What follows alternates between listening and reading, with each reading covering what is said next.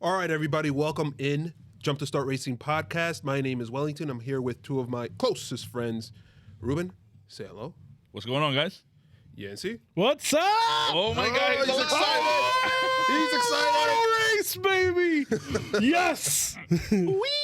Guys, before we get started, I want to let you know, obviously, we are on many podcast platforms as well as on YouTube.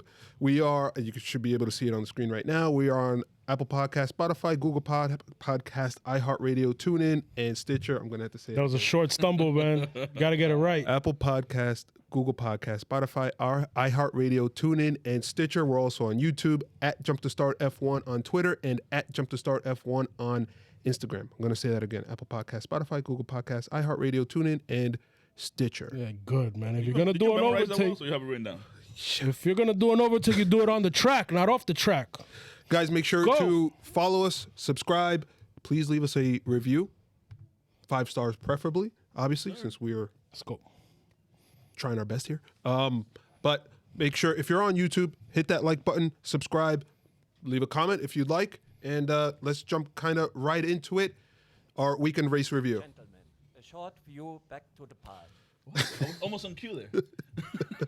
You're getting there, bro. Thank you. You're getting there. 20 years ago, Nick Lauda said. Okay, so here's our situation here. We had our first race weekend. We could finally tell what's what. No more sandbagging. Oh my God. Yes. Oh my God. No more Apparently, there sandbagging. was no sandbagging. Oh my God. Yeah, so very quickly, the practices, we all still felt that there was still a little bit of sandbagging going on, or people were doing long I guess stints versus the short stints that others were doing, and we couldn't really tell what was going on. Nobody was showing their Was it really hand. practice or just like an extension of testing? Because A little bit, I right? think Since so, it was a yeah. short testing, I think that's a really good And point. you only had this time the practices were only an hour long yes, instead of an hour and a half long. So I think during the practice what they did was those small changes that they're not showing testing. They brought it out. Let's see if they work. Okay, we gotta leave it now because we brought the car like that. yeah. Especially like Alpine, they brought a bunch of stuff different on the floor.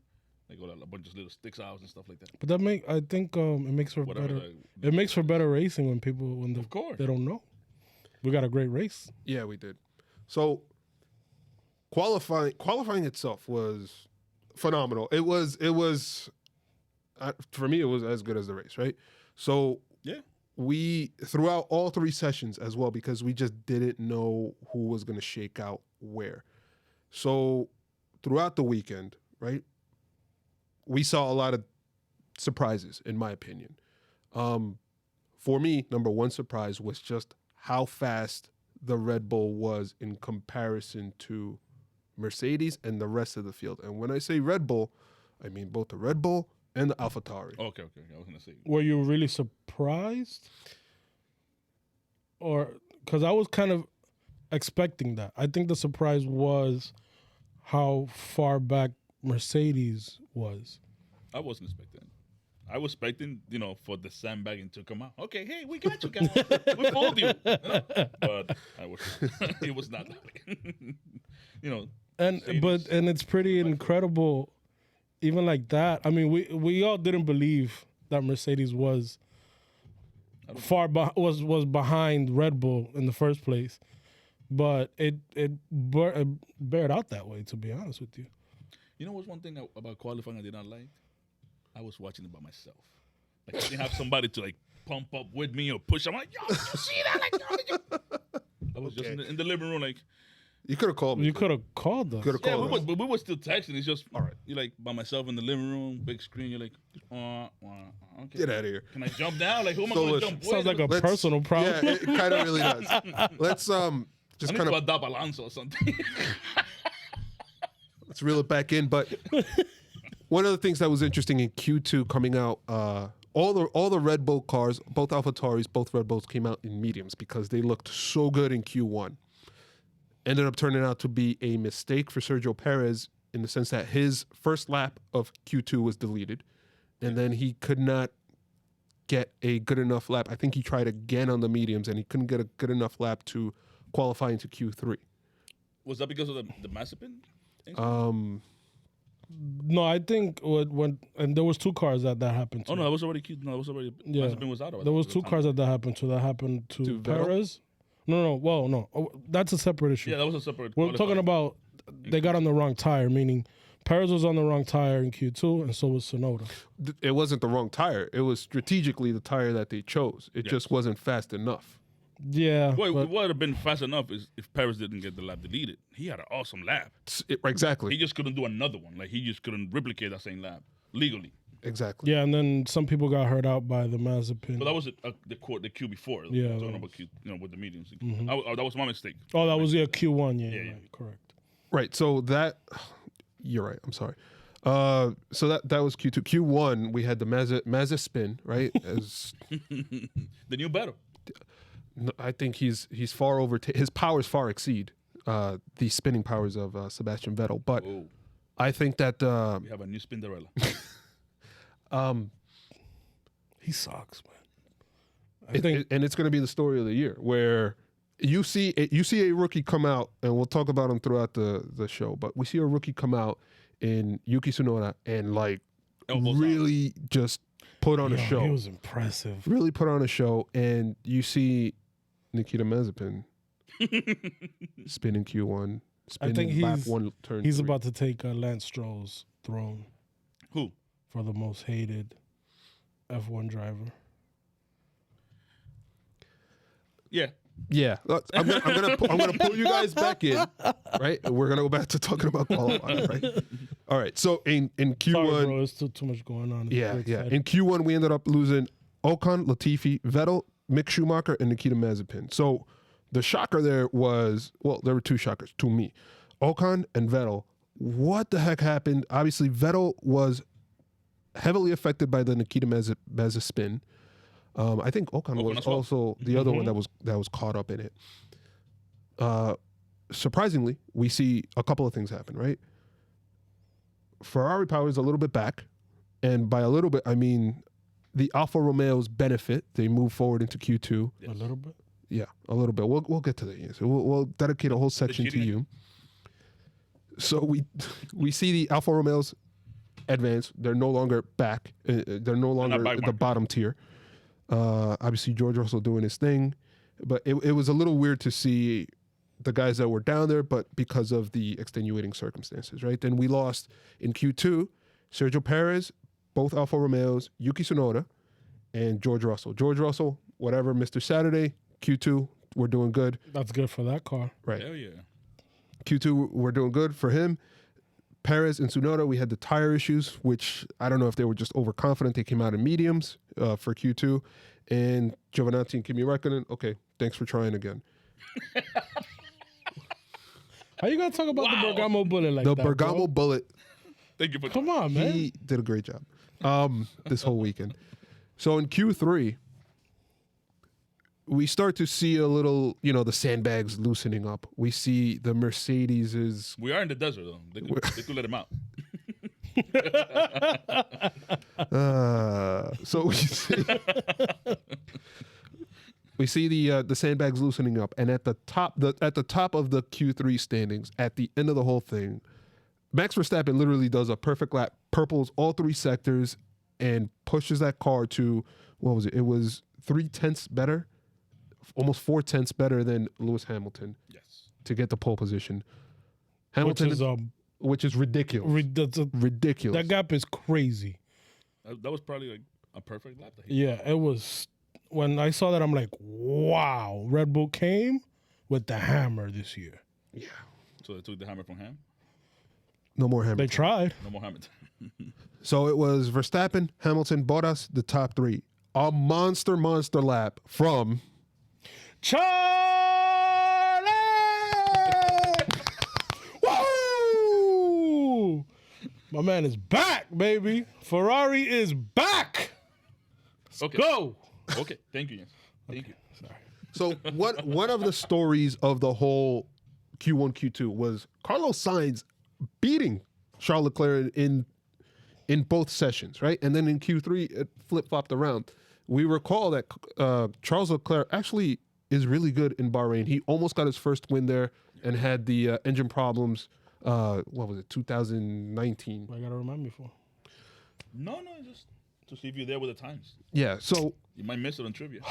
beyond that, beyond Charles Leclerc on fourth, it was Pierre Gasly in fifth, also just putting in work. Daniel Ricciardo, Lando Norris, Carlos Sainz, Fernando Alonso, and Lance Stroll to round out the top 10. So that's qualifying. How about Fernando Alonso, who Dude. off the couch, 2 years off the couch, comes in. While he was eating home. He was eating tres leche cake. He comes in and just does his thing, just jumps in a car that's not even all that good, and he qualified ninth. He was out for 2 years, right?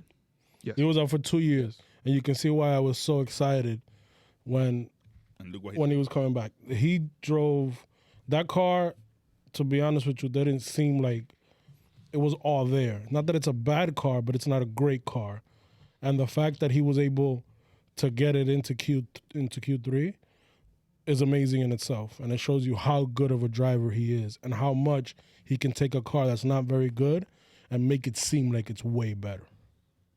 No, we know that already about Alonso. He could take, imagine, remember the miracles he did with the McLaren. Yeah. And that car was, those years were horrible. A GP2 engine, right? That's what he called it. So after watching qualifying, what would you say was the biggest surprise coming out of that whole, I guess, 1 hour show there? The whole Sonoda,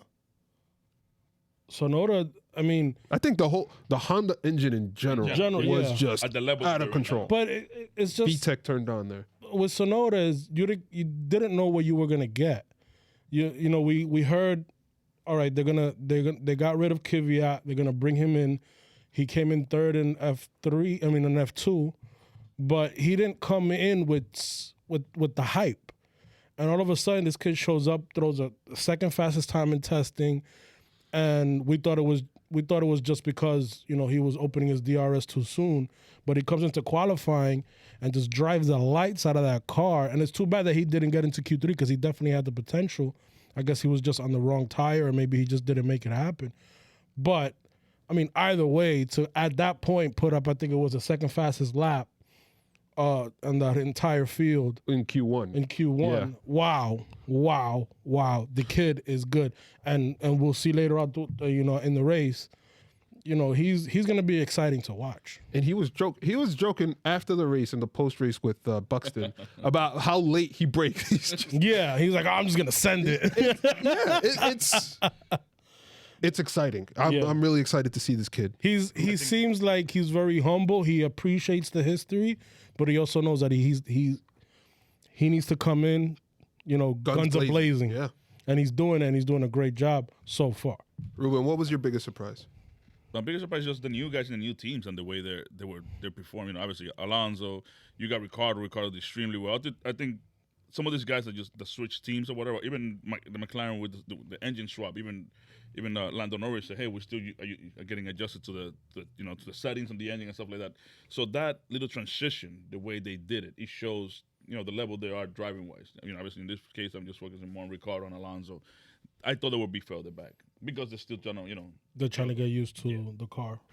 Yeah, obviously Sonoda, come on. But I think that shows you how the kid is here to stay. That kid is here to stay. Shows you how that Alonso and Ricciardo in particular that you mentioned, they're world-class drivers.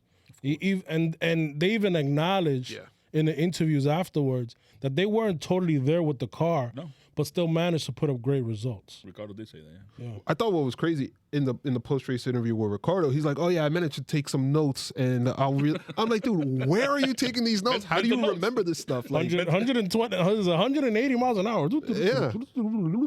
Taking pictures. But he was going through it. He's like, "Oh, we had wheel slip here, and then this," and I'm just like, "Dude, racing drivers, bro. I don't even remember what I had for breakfast." And it's like, "Yo, racing drivers." Yo, but for me, the biggest surprise is it's along the lines of what Ruben just said. But new driver jumping into a car or a team, the toughest team to jump into is Carlos Sainz jumping into. Can you hit that for me, please? Yes. Yes. He is the smoothest of operators. You're gonna get us copyrighted here, but my bad.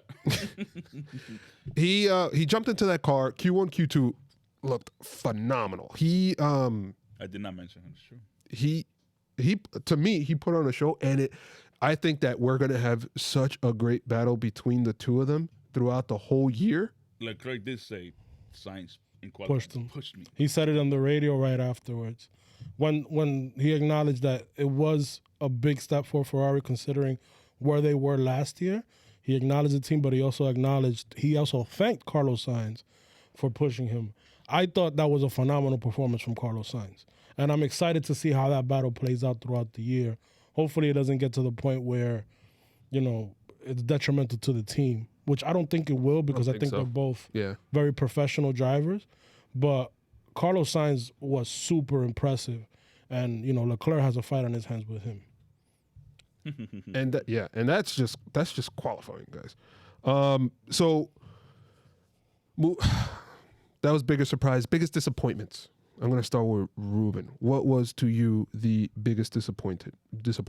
Battle. I can't say nothing else more than that. Yeah. For a number of reasons, Vettel. Right? But what is there? I think, honestly, Vettel was what I thought most of the guys that swap teams or swap cars and stuff like that, that's how they were going to be. Do you think it's because of the circumstances or is it him? It's a combination of both. Yes. Elaborate. Yes. When I said, like, for example, it's unfortunate that Mazepin, did that and he actually got called to the stores for and everything for ignoring the yellow flags. But he was, I guess, in front of them. I don't know, whatever they were saying. But it's because of the the bad times that he was going at Ferrari, and this happened to him in the first race. This cannot be a boost, a boost to his confidence in a car or a team. Even though the team speaks very highly of Vettel so far, on the way Vettel's communicating to the team regarding how the car is behaving and stuff like that. I think they even went to the point of saying that Vettel's like an engineer in the car, like a driver engineer saying, but he needs to show on Sunday. He needs to show Saturday and Sunday. Yeah, my biggest disappointment is along those lines, but it's not in Vettel. It's just Aston Martin in particular. Yeah. Just once. What are we doing here? That considering the pace that team had last year and the step up that they made a huge step up. They weren't where.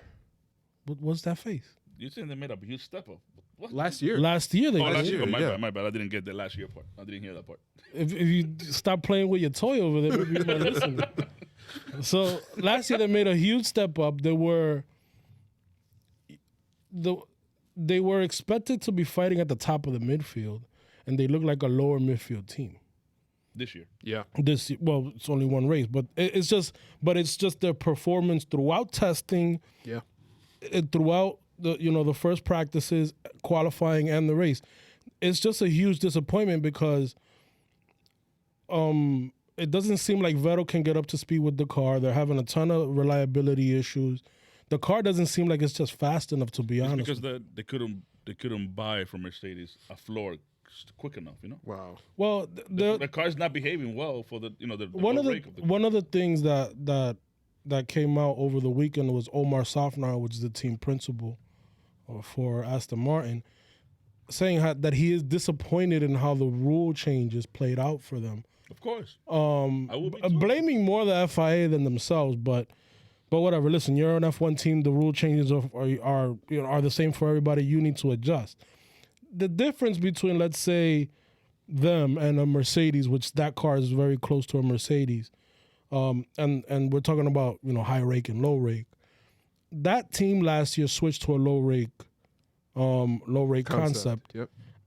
But the difference between them and a Mercedes is that Mercedes, you can see how quickly Mercedes turn around. Their car actually looked like it was a little bit higher on the rear end. Mm-hmm. But Aston Martin doesn't have the same resources that Mercedes does, so they're going to be suffering in the back. If they don't make that change, it's going to be the same, just in Sebastian Vettel's case, it's going to be the same issue that he had last year with the Ferrari. Yep. That back end is not responsive. He's going to have a tough year if they don't get on top of it. So I have like a minimized version of what you just said. Go ahead. When you're a copycat team he just takes the time to copycat new stuff. Well, yeah, as it's getting developed. Remember, no, but even when it was the Force India days, because remember in Force India they were the first one to duplicate the dual diffuser and blah blah blah. I think in a way though, it's They are a rapidly adaptive team as well, so we never know. It might work great for them. It might just be something like this is gonna get better. Obviously, with the cost cap and the development handicap, it'll get better. But obviously, last year a Mercedes or a Ferrari or even a McLaren were allowed to spend all the money that they wanted and put all their resources in certain things so they can be in a better position going into it. Going 2-3 years down the line, things are gonna get closer. I agree 100%. Biggest disappointment for me. I'm gonna say this, and I'm gonna pull myself in a little bit. Oh, I can't wait to hear this. No, it's the fact that we have somebody like Nikita Mazepin on the grid, who I don't know, but based on what we just saw, he's just not qualified, right? I would rather have Albon out there. I would rather have Van Dorn out there. I would rather have Grosjean, Magnussen, Hulk.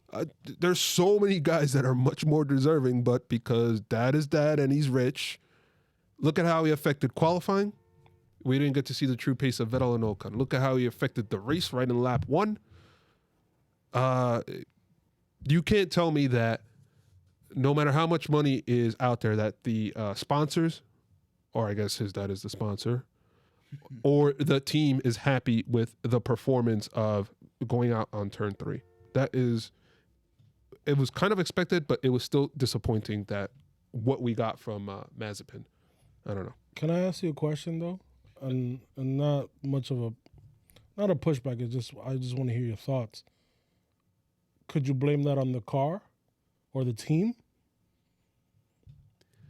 Because the car is not very good. We see they're getting their one and only development coming up the next race. Okay. That's for the entire year. Oh my god. Can we blame it on the car or the team? The answer is no. We had, I don't know how many laps of testing, how many laps of practice, 1, 2, 3, and whatever. He spun out in qualifying. Yeah. So come on. At some point, you need to figure out when to put it on the throttle, this guy, he did well in Formula 2, right? He did reasonably well enough to be able to get the license points, to be able to Get a super license. Yeah. Can you blame Haas though? For I can't, because Gene Haas wants to get out of the team. No, I'm saying for following the money. They have to bring in. Well, we saw it in Drive to Survive. That's exactly It what was all about money, and I think I don't think they named them, but that one sponsor in Drive to Survive where they wanted a German driver is the only other one is the one-on-one. I guess that's the company that they said, no, we need a German driver. That's why Schumacher's there. But at the very least, and this is what I was saying, I think I said this about Schumacher before. Schumacher is not coming in guns a-blazing. He's the type of driver that he wants to get used to the car, adapt, learn about F1, and then next year is when you'll see. I'll show you what I got next year. What he's made of and how good of a racer he's going to be. We're not going to see much from Schumacher. He's a rookie, and not only is he a rookie, but he's moved up very quickly, in part because of talent and because of his name, and then it doesn't. But he has delivered though. He has. He's won the championship. I understand. Mm-hmm. The year before in part because of talent and because of the name is what I said. Gotcha. But when you the problem is for him, it's going to be the car that he's in, and then you're up against the worst thing that, not the worst thing, but like a bad thing that happened for him is that Yuki Tsunoda looked so good in a car that is supposed to be kind of bottom tier of the midfield. Supposed to be. But it's not. You're right. It's not. Not anymore. Yeah, not anymore. Yeah, exactly. So, all right. So the actual race itself, we already know Nikita Mazepin spun out in turn 3 of lap 1, causing a safety car. Yes. Actually, even before that, Sergio Perez, during the formation lap, the car shuts off. It was like I used to have a 1986 Honda Accord that would do that to me all the time. Nice car, bro. No, with the flipper plates? Yes. That's a nice Honda, man. Shout out to Was it Danny, VTEC? who's with me. I don't think VTEC was around that time. No, it wasn't. So, me and my Honda, and I sympathize with Sergio Perez, right? I wasn't in Bahrain, but the Bronx is very similar, in many ways. Bronx is Very similar in many similar ways. Many Where's ways. the camels in the Bronx? So, they managed to get the car going. Has to start from the pit lane. Yeah, he manages to catch back up and actually performs pretty well. He turns out being the driver of the day. Goes from literally the back of the pack, finishes 5th place. Yes. Well, you know what I found funny about that situation is the way that he got the car to start back up. It's like somebody said it. It's like when when your computer is all awry, you just turn it off and turn it on again. He took the steering wheel off and put it back on, and it turned on. And then he was about to get out of the car, and finally he was able to hear his engineer and get the car back I think started. honestly that's what I thought he was doing when they showed like a small glimpse of him like working with the steering. I thought he was just getting ready to get out of the car. That's what I thought too. And then I just said, and I think that during that process when no put it back. I'm like, okay, switch on. Let's go. Just goes to show you that an F1 car is Never like ends. any other electronics. Just turn it on, turn it off again. It might just work. I know about electronics. I spent an hour till they didn't. Yeah. So the front of the pack battle, really what we're going to be seeing all year. Max and Lewis Hamilton. Max got off to a pretty good start. There was a lot of issues with their, I'm looking up the graphic. I was sitting there, watching the race with Ruben, and I'm sitting there screaming at the TV for the pit stops where Hamilton pitted in lap 13 to perform an undercut on Max Verstappen, and an undercut, for those that don't know, pit early to try and gain an advantage. And the undercut is very powerful in Bahrain. So I'm screaming at the TV. He goes onto the hards, and I'm like, dude, this is a mistake from Red Bull, etc. Because Max they did not react quick enough. Exactly. So Max goes from mediums to mediums in lap 17. I don't know. He just drove a monster race. And I guess we could talk about... Close but no cigar. Yeah, we could talk about the issue of the race, which was the whole track limit situation, right? So at turn 4, I believe? Turn 4. Yes.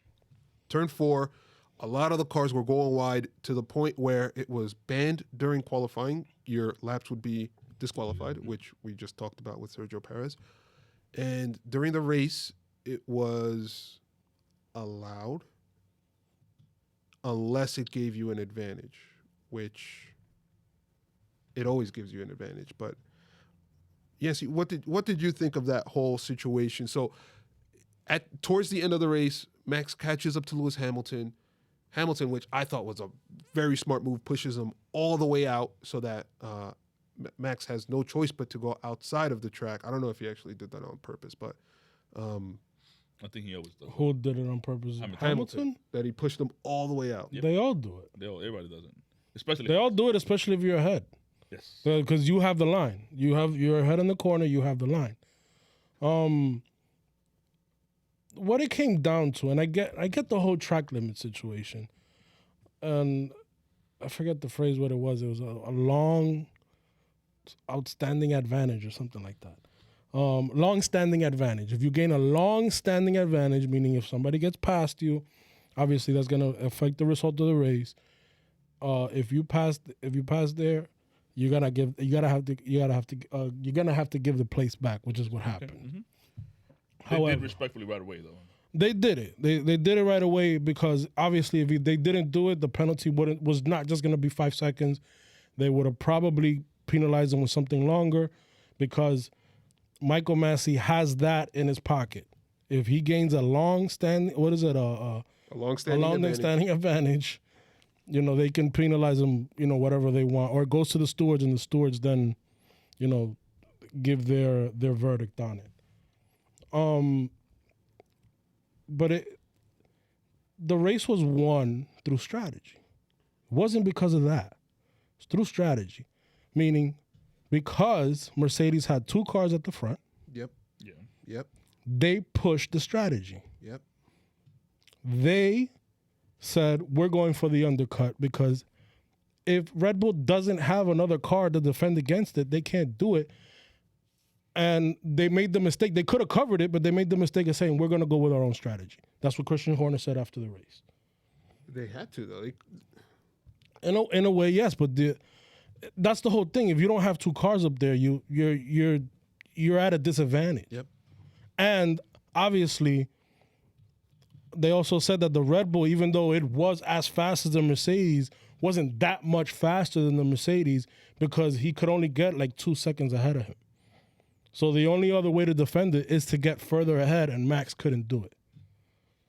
So that whole, that's to me the whole track of obviously the whole track limits thing is a red herring as far as the result of the race is concerned.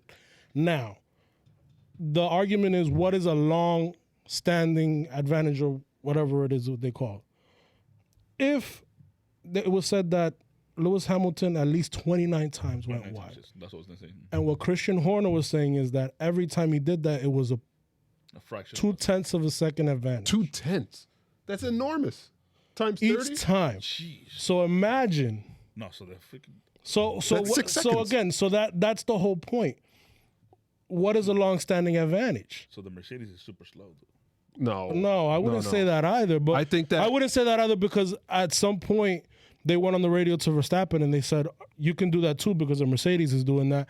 And once they did that, that's when Michael Massey got on the radio and said, okay, Lewis, you're getting close. You're going to get a penalty, rein it in. And then everybody started reining it in. But obviously during that time, during that pass, when Max tried to go on the outside of Lewis, he was already outside the track. You can't. That's always been the case because the same thing happened to Max here in Austin. in Coda, yeah. 2 years ago or 3 years ago. 3 years ago. 3 years ago Against Kimi. When against Kimi, when I think it was for third place or second place. Yep, and they took him off the podium. And they took him off the podium. So I mean, I remember that because it was I'm here. It wasn't even close. It was like he was far out on that turn, and everybody was going wide. But again, it's just we want the clarity. We want to know because how is that not a long-standing advantage if you're going 30 times and it's costing you anywhere from 1/10 to 2/10 per lap? Dude, that's 3 to 6 seconds. Dude, and he only won by 0.7 of a second. Yeah, that's insane. So No, it's just. what do you think, Wells? Well, I think that's absurd that obviously even 3 seconds changes the entirety of the race, right? Mm-hmm. My opinion coming into it was exactly that. The advantage is he wouldn't be doing it, and we talked about this before. Lewis would not be doing it if it wasn't beneficial for him to go outside of or to push the limits on the track limits, right?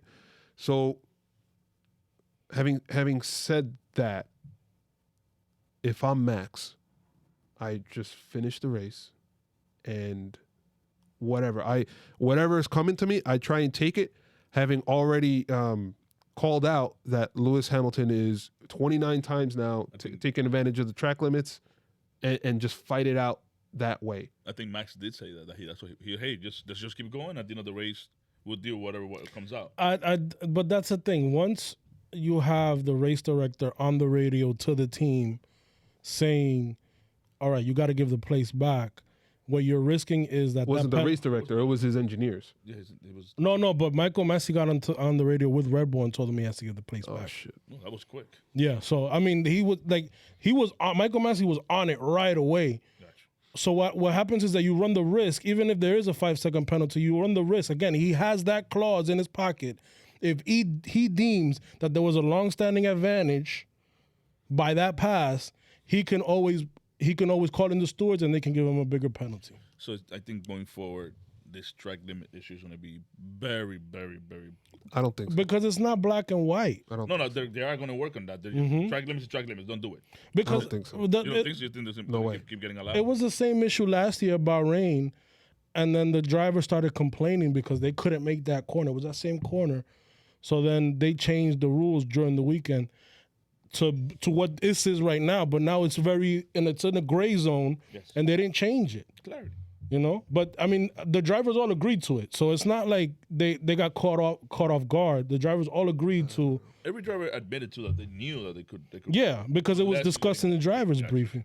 But we seeing it as fans, and anybody else seeing it as fans, it just doesn't kind of make any sense because it's the consistency issue that we Yep. always. So that's what I go wanted into to the say. FIA. It goes right back to the whole. Sometimes Leclerc doesn't get a penalty, but like Grosjean gets a penalty, and if it's like the same, it's not black and white, and that is the major problem. What? Even during the race that we were watching, I spoke to you regarding the way Bono said it to him. I said, why would he say it that way? They just say, hey, don't ride it no more. Let's keep going.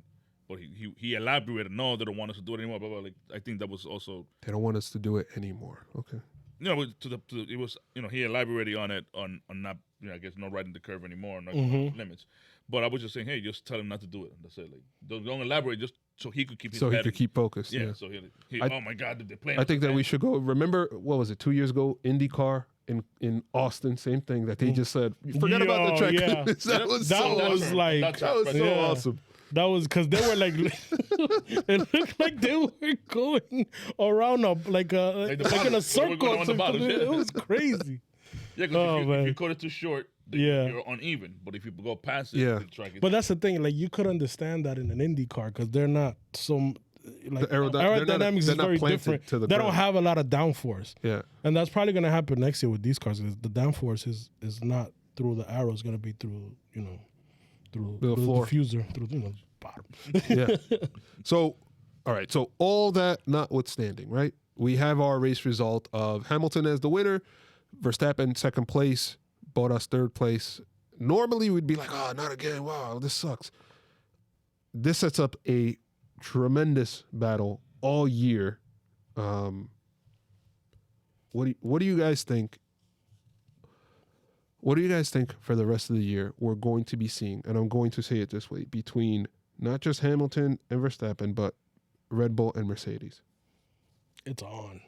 It is on because nobody's faster than anybody else. It doesn't seem like it, but they're right there. So it's one of those things where it looks like they're equal, and that's what we want. We don't want somebody with a huge advantage and then somebody clawing back because sometimes they never catch up, which is what happened last year. Yep. With Mercedes and Yep. Red Bull. And honestly, it's been happening the past 7 years with Yep. Mercedes. Mercedes is by far long gone at the front, and you have somebody clawing back to catch up to them. This is the first year. Granted, we can say Red Bull is ahead of them, but it's not by much. Because you can see there was a big fight at the beginning. And if there was a second Red Bull car involved, which if Perez didn't have that issue, he would have been up there, fighting for a podium. Things might have been different. Max would have actually won that race. And also, Red Bull did make a mistake in their tire allocation because they used, Max said this, their flexibility in the tires. Obviously, this year it's the same thing. They have the same tire allocation, but the way they use them throughout the weekend. All teams have the same. All teams. That's why I think he went medium, then hards. Yeah, he went medium, then hard. Then you saw Hamilton went Medium, hard. hard. Yep. And the same thing for Bottas. Gave him much more flexibility. I think, yeah, the Red Bull battle with Mercedes, if both drivers, remember we also said that to each other I think actually the broadcaster said during the race that the second Red Bull car is just like it's cursed. You know, obviously because of what happened with Paris. No, because of, at the beginning of the race, what happened with Paris. Yeah. I think the Red Bull car in general is cursed, and it just happened to hit Sergio Perez this weekend. They have terrible They reliability. do have terrible reliability. So how about this, right? I'm sorry, did you finish? Or? No, it was just that if they're able to, both drivers as a team, the way Mercedes has always been able to do it, even though Bottas seems to be a step behind Ham during the race all the time. But if they're able, if the second Red Bull car, which is driven now by Paris, is able to come into the mix, we might see Listen, a nice little cake. let's put it this way, right? A nice little taco, you could say. Okay. Paris is Mexican, you know? Let's apart from the cars and the drivers, right? Team versus team. Yes. As far as pit stop and strategy, you can say Mercedes and Red Bull are kind of equal. Their pit stop is amazing. Their strategy calls when it needs to be over the past few years Have been good. have been spot on for both teams. Yes. Kind of equal there, right? Now, I would say Red Bull's better in the sense that Mercedes had the pace to cover up any mistake, so it didn't really matter. So there you go. Yeah, and you would say it's better because Red Bull throughout the year have been able to pull out The victories. perfect example, China 2018, Daniel Ricciardo blasting past the field with the double stack pit stop. It was ridiculous. But you can't say that one is better than the other. It's a toss-up. You can't really say one is better than the other. It's there because Mercedes is the defending world champion, and they've made spot-on calls as well, right? Now, you have the top drivers are pretty much equal now. Evenly matched. Evenly matched. You have the wily old veteran Lewis Hamilton, who in this race showed why he is the world champion. Well, Let's not get it twisted. yeah. Okay, because at the end of the day, the way he defended from Max Verstappen was he put that car in the perfect spot every single time. Nope, Well, that's not true. No. In my opinion, I believe experience won the race, and that's what Hamilton has over Verstappen. Why is it not true though? It's not true because we saw Lewis Hamilton make a mistake on that lap in which Max Verstappen passed him. So what I want to ask you guys is this, right? Is Lewis Hamilton, now that he has a genuine threat, much like in 2016, is he going to be in his head, much like in 2016, and make mistakes where he normally didn't? He could, but I highly doubt it. Because I differ. yeah, he could, but I highly doubt it because even though he did make that mistake, he still defended pretty well against Max Verstappen, and he still got the win. The difference Now, let me just finish my thought before we go ahead. Now, you have the second driver pretty evenly matched as well with Bottas and Perez. Now you have what the biggest difference was the car wasn't that great. Red Bull's car and Mercedes' car was always like, top Lights out. Lights out. Now you have two cars that look like they're pretty evenly matched. So all in all, we have two pretty evenly matched teams. This is looking like a spot-on year. I don't think they're evenly matched. What were you going to say, Ruben? No, I said the difference now from 2016 is that Rosberg was his teammate.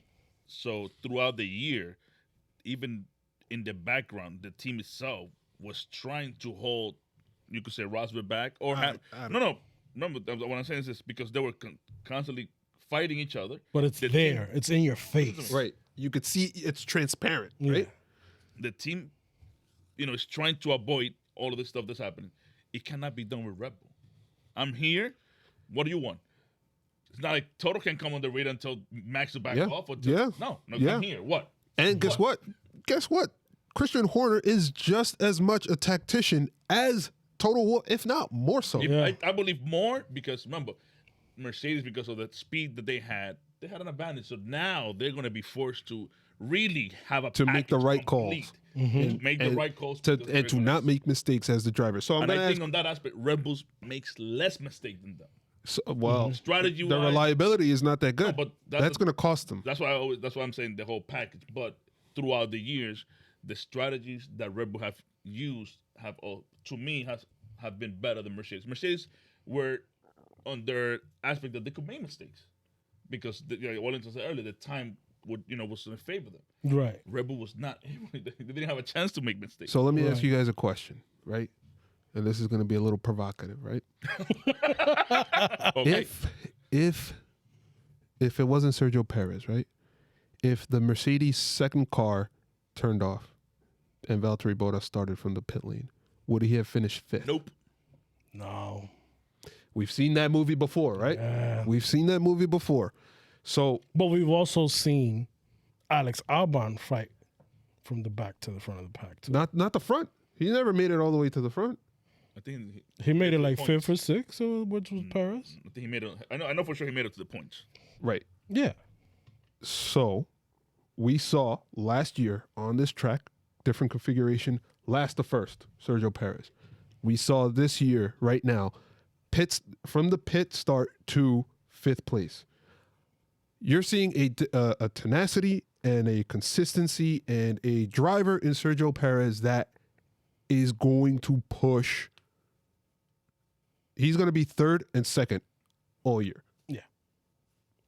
Truly believe that. And we, I hate to say it, but like Valtteri Bottas would not have done the drive that Sergio Perez did. So are you saying that? We've seen that in the past. With Or so what you're saying that we'll have two teams that are evenly matched, and the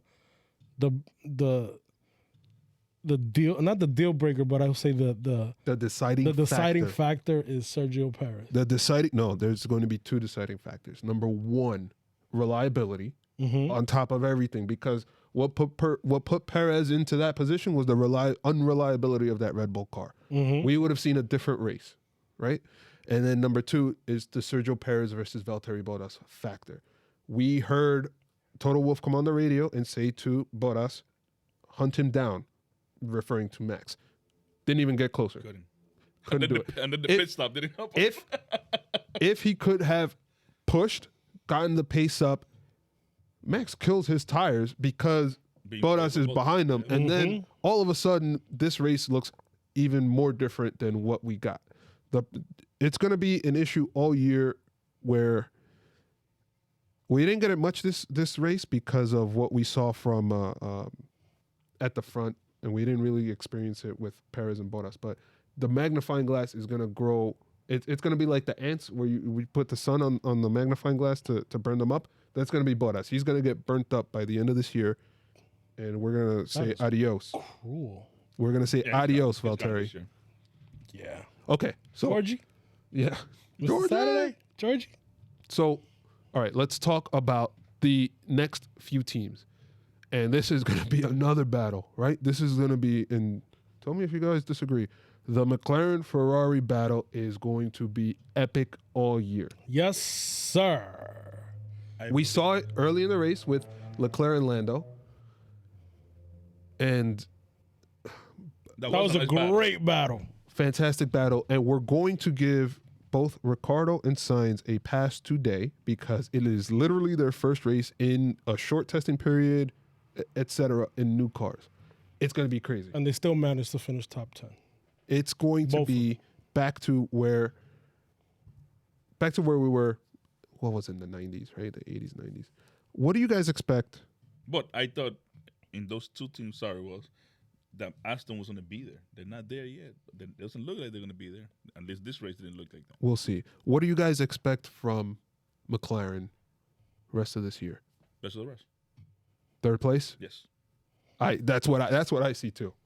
That's what I see also, because I still don't think that Ferrari is as fast as the McLarens, but they're there or thereabouts. So my conclusion after the race, and this may change after Imola, was that we have a battle at the top between Red Bull and Mercedes. Then we have a battle for third between Ferrari and McLaren. And maybe the only other team that might be able to get in there, but it haven't shown this at all so far this year, is Aston Martin. And then you have, the rest of them. Can you just imagine Alpha Tauri fighting? So I was going to say exactly that. And that's the whole thing. Exactly that. Yeah, you also I just have, thought about it, dude, we got this little. We had a rookie having a blast in that car. Because that's what he sounds when you. I passed Alonso. I felt so emotional. No. I was I was watching one of the interviews after the race. Yeah. And I like how he just steps against the little podium they gave him. Hold on a second. He starts finishing his mic. I'm like, okay, this is what I like. Okay, go ahead. This kid looks like he's freaking. Listen, I think you're gonna and then unfortunately Gasly, lost his front wing at the beginning of the race. I think he was on for a good place. We still don't know where true pace of the Alpha Tauri. So they might even join that fight between Ferrari and McLaren before Aston Martin does. So, based on this weekend's race, I will say this: top two, Rebel Mercedes. Third place, fourth and fifth is going to be Ferrari, McLaren. And maybe Alpha Tauri. But based it's so, on this weekend, and the way at the pace that it was being shown to us, the field is so.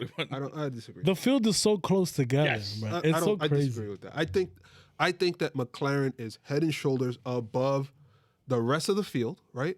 And then I think Ferrari is nipping at the heels, and I'm saying this because I think that Leclerc put on such a monster lap on Saturday, right? To get to where he was at. He was fighting. He had such an amazing start. He was third, threatening to pass. Bottas. No, he passed Bottas. And he was like threatening the Max and Hamilton battle there.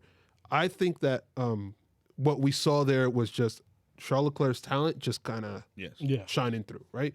I think that's why the car was there. Yeah. We saw, man, dude, this I race, wouldn't disagree with that either. Look at Lando, dude. Come on. Lando was... I wouldn't disagree with that either because I don't think what's handicapping Ferrari this year is not so much the engine. I think the engine showed that it's there or thereabouts, to the top of the field. I mean, I don't think it's better than the Honda. I don't think it's better than the Mercedes. That's the problem. But it's close. I think what's handicapping is just, it's just aerodynamically, I don't think the Ferrari's there. But you also have two very talented drivers. Their driver lineup is going to be the difference maker for Ferrari as far as how far they can get up the field. But then look at the talent in McLaren too. Lando and Daniel Ricciardo. And Ricciardo had an off race, and he's taking like a textbook's worth of notes out to. Yeah, I got you. To go to Andreas, hey, here you go. This is what I got for you. Can you fix this? Yeah. Well, what I'm saying is that I felt like I'm not pitting. There. What I'm saying is that the driver lineup was gonna get Ferrari fighting with the McLarens. I'm not even gonna get close to saying that they're gonna beat McLaren. I think they've got a fight in our hands. Though. Look how Lando behaved in this race. Can you imagine how Ricciardo is going to behave once he gets settled into that car? Jeez.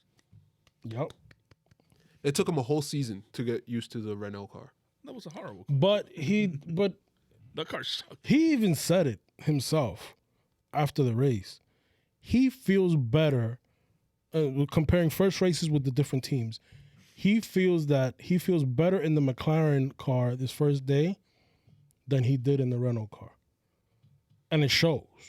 He wasn't even close to the top 10 in the Renault at the beginning of his stint with Renault. It had to be maybe towards the end of that first season, and then obviously last season he did pretty well for himself in the Renault. But right now he's out. McLaren is top 10 for sure. You're talking about McLaren being Q3 throughout the whole year. Right? P3, right? Huh? P3, Q3? No, Q3 meaning qualifying up there and then, qualifying in the top 10. Oh, man. All right, so McLaren, based on this race, McLaren, Ferrari. Alpha. You really think Alpha? Alpha Tauri. Alpha Tauri seems like they're up there, man. It's just that Noda would have put that a good lap, a lap that he was supposed to put on those mediums. I think what we didn't see AlphaTauri's pace because Gasly, obviously had the front wing damage. I think, and we as excited as we are about Tsunoda, we got to give him a few more races to settle in. But if Gasly's there, definitely have the confidence in Gasly if that car is as good as it seems that it is, we're talking about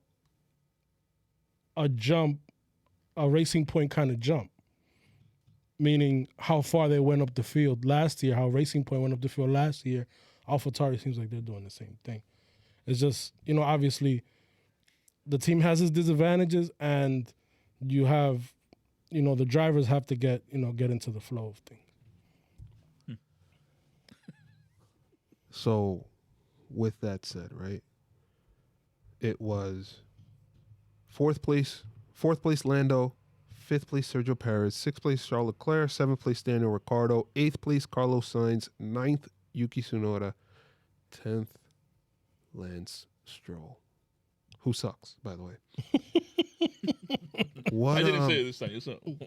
Lance Stroll, followed by two Alfa Romeos, followed by... If he says that about Lance Stroll, what's he going to say about Mazepin? Dude, what... We talked about the Aston Martin earlier. Better luck next time, right? Kind of can't really tell the pace. Vettel was on a weird strategy.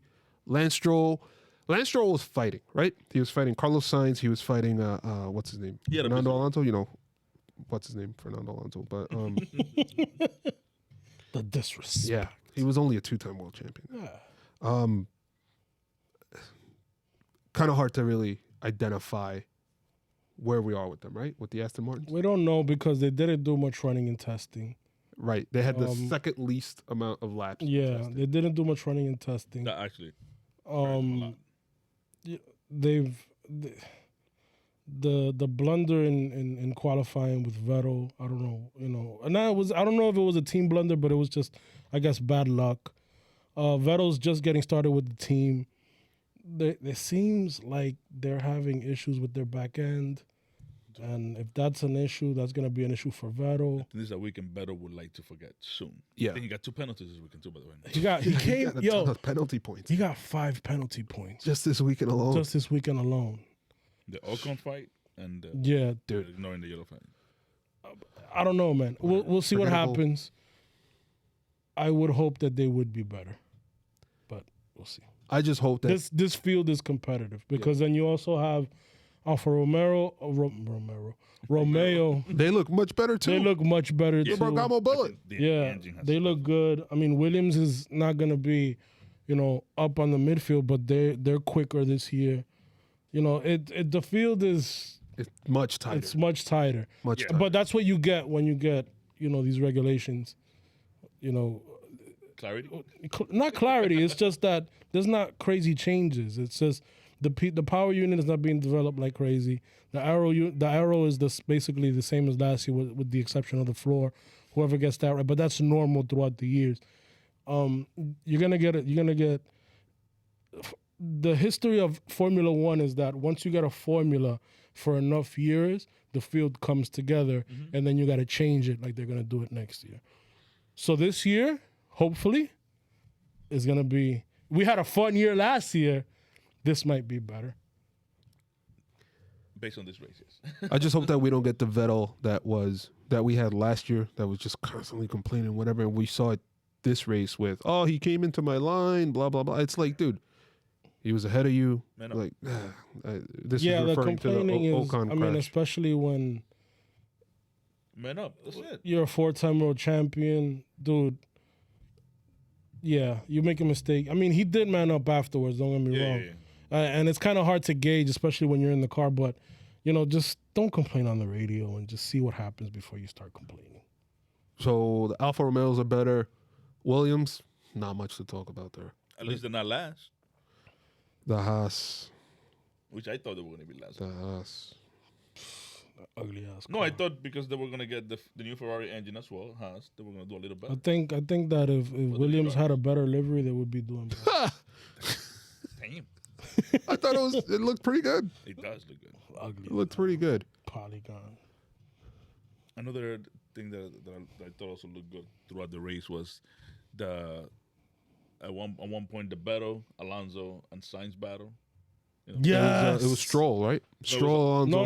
It was Vettel. Vettel? It was Vettel. Alonso. Oh, that's Alonso. right. I'm sorry. I said Stroll. Vettel, Alonso, and Sainz. Yes. Sainz overtook 2 cars. Yeah. No, but What's not- up, baby? But obviously it was like X. I used to Yeah. race on that team. It was clean. Who came out on top, baby? Forza Ferrari. Very clean racing. That was cool. The battle with Lando and Charles at the was super super was clean as awesome. The battle with those three with was awesome. Vettel, Alonso, and Sainz was pitch perfect. Those are the kind of and that's the thing. Is like even when we were watching the battle at the front with Max and Lewis, at the same time, you had Perez overtaking Leclerc, and Yeah. if you saw the timing, They were though, going back they and were forth. going back and forth. Yeah. There were so many battles that we missed so many other battles, and I can't blame the race director this time because it was just everything was super close. You know who said that?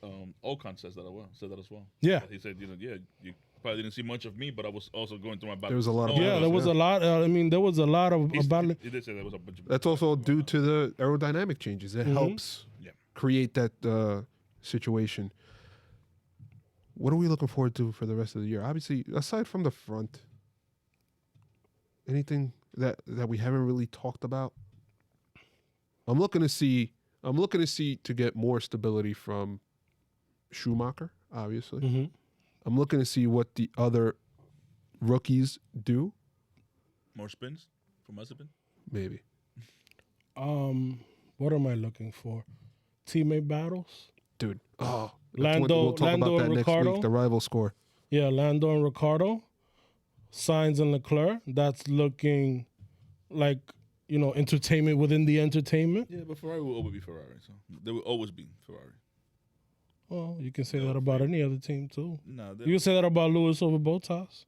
No. but No, the dude. Bottas, man. Yeah. You guys are haters, man. So, seeing Perez overtaking Ocon reminded me of how he is with his teammates. So if he gets to push Max, I would love to see that because that's going to be elbows out galore. That's going to be another good one as well. That's going to be a battle to watch. Galore. Yeah, because I think since Ricardo, Max doesn't have another teammate that can push him like that. Well, hopefully he can. I think he can, though, man. Again, starting from the pit lane, getting up to fifth, a ton of overtaking. Excellent race from Perez, and he does deserve the driver of the day. Yeah. So, He did. I mean, it's He going to did be a also. good season. Yes, it. Yeah. All right. So I'm going to start winding down. Everybody, please make sure to hit the like button. Smash the like button, I should say, on YouTube.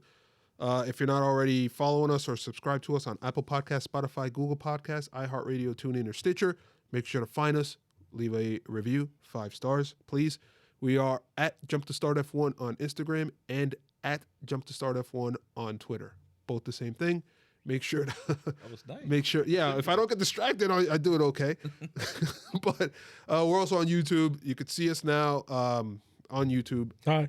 Jump Wave. to Start. Everybody wave. Jump to Start Racing podcast. That's pretty much it on my end. Gentlemen? Off to Italy, baby. Yeah. Woo! We'll see you guys next week.